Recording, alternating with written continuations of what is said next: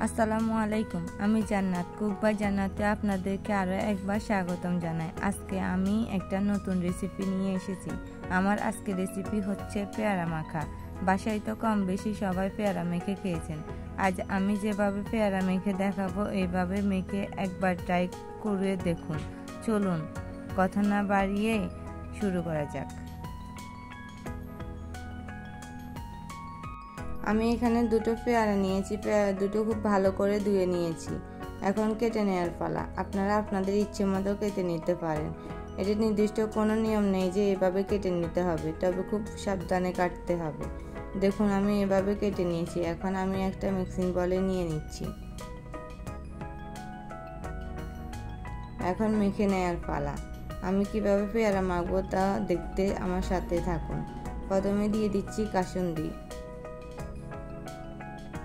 দিয়ে দিচ্ছি chilli flakes, দিয়ে দিচ্ছি চিনি, দিয়ে দিচ্ছি বিট লবণ।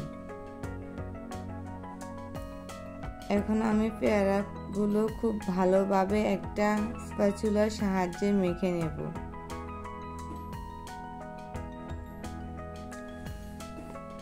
ভিটামিন ও পুষ্টিগুণ সমৃদ্ধ দারুণ জনপ্রিয় ফল পেয়ারা।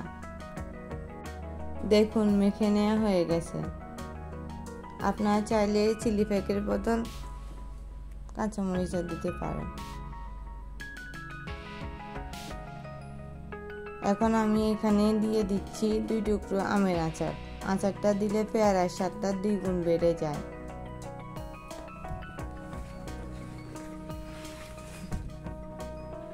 দেখুন কতটা লোভনীয় হয়েছে। মশলাগুলো পেয়ারার গায়ে খুব সুন্দরভাবে লেগেছে। আপনাদের চার উপরে দেখে দিচ্ছি। পেয়ারা মাখা তো অনেক খেয়েছেন, এভাবে একবার ট্রাই করুন। ছোট থেকে বড় সবাই খুব পছন্দ করবে, সবাই খুব মজা করে খাবে। আশা করি আজকের রেসিপি আপনাদের ভালো লেগেছে। আপনাদের ভালো লাগলে আমার সার্থকতা। সবাই ভালো থাকবেন, সুস্থ থাকবেন।